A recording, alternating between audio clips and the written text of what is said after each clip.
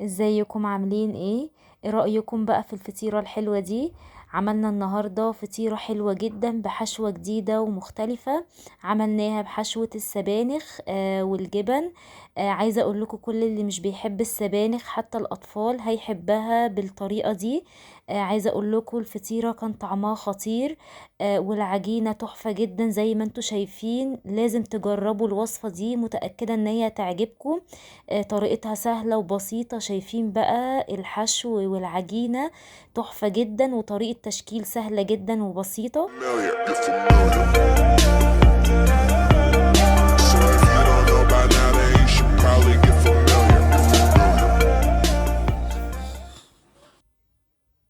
هبدأ الأول بالمكونات السائلة. عندي كوباية من اللبن الدافي، معلقة كبيرة سكر، معلقة كبيرة خميرة، عندي بياض بيضة، وربع كوباية من الزيت. هقلب كويس المكونات السائلة مع بعض، واغطيها واسيبها لحد ما الخميرة بتاعتي تتفاعل، يعني لمدة 5 دقايق كده. بعد ما الخميرة بتاعتي تفاعلت، عندي هنا 3 كوبايات من دقيق المخبوزات او متعدد الاستخدامات، نخلاه كويس، عليهم رشة ملح. وهبدأ ان انا اقلب كويس لحد ما الدقيق بتاعي يختلط بالمواد السائلة بالشكل ده كده. في المرحلة دي انا لقيت العجينة بتاعتي محتاجة شوية من الدقيق، فعندي ربع كوباية من الدقيق هنزل بيهم كده بالتدريج لحد ما العجينة بتاعتي تلم معايا بالشكل ده. اهم حاجة الدقيق يبقى بالتدريج. بعد ما العجينة لمت معايا بقى، هبدأ ان انا الم العجينة بتاعتي بمعلقة كبيرة من الزبدة الطرية بدرجة حرارة المطبخ، وهعجن كويس لحد ما الزبدة تختلط بالعجينة كويس جدا زي ما احنا متعودين.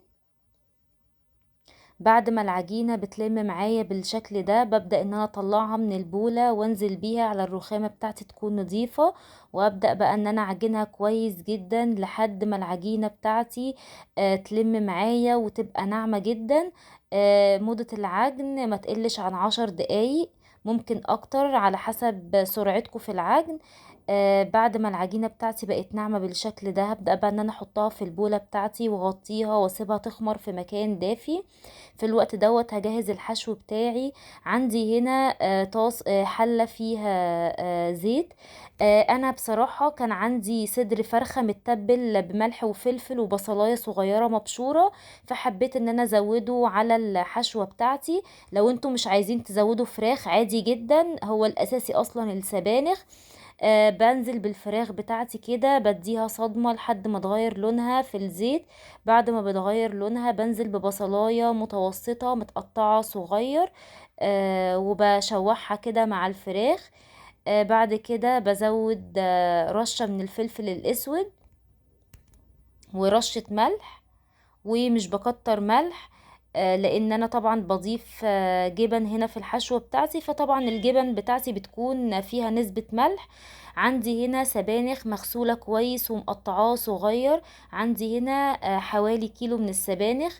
بنزل بيه بالتدريج وبقلب لحد ما السبانخ بتاعتي حجمها يقل، وبعدين بزود الكمية بتاعتي بالتدريج لحد ما اخلص كل الكمية بتاعتي، وبقلبها كويس بالشكل ده. طبعا السبانخ بفضل حطها على نار عالية لانها بتنزل مية زي ما انتوا شايفين كده. بفضل ان انا اقلبها كويس كده لحد ما تختلط مع الفراخ. وزي ما قلت لكم انتوا ممكن ما تضيفوش فراخ خالص.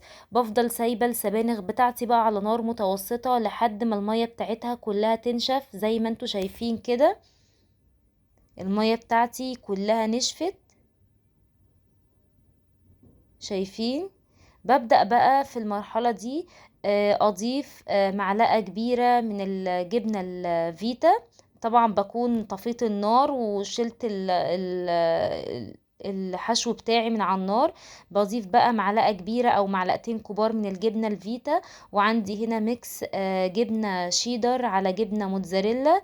عايزة أقول لكم الميكس ده تحفة جدا. ببدأ أن أنا أقلب الحشو بتاعي بالشكل ده. طبعا بكون شايله الحله بتاعتي من على النار. ممكن طبعا تستكفوا بالسبانخ والجبن، بس انا زي ما قلت لكم الفراخ كده كده كانت عندي، فحبيت ان انا اضيفها.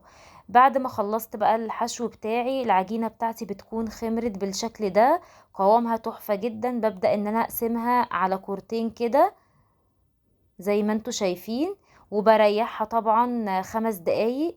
بعد كده ببدأ اشكلها بالشكل ده على شكل مستطيل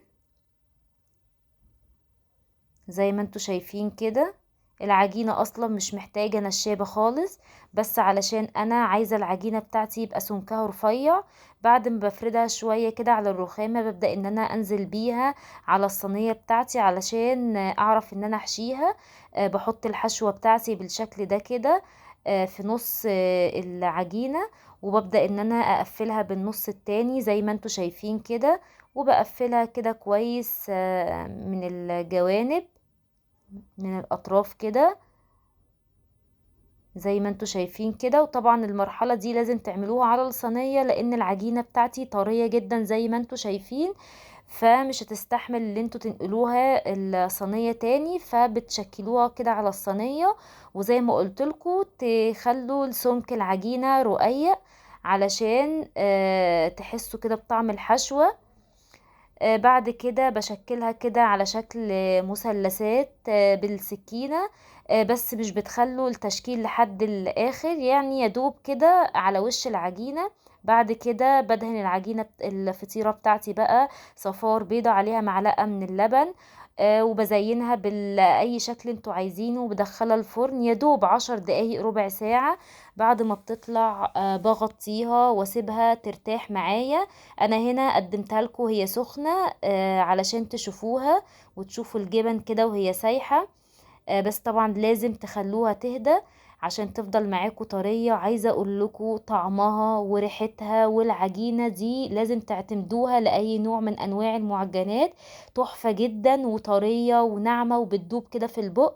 هستناكم تجربوها وتقولي رأيكم. ما تنسوش بقى لو عجبتكم الوصفة تعملوا لي لايك وشير وتشتركوا في القناة وتفعلوا الجرس علشان يوصل لكم كل جديد.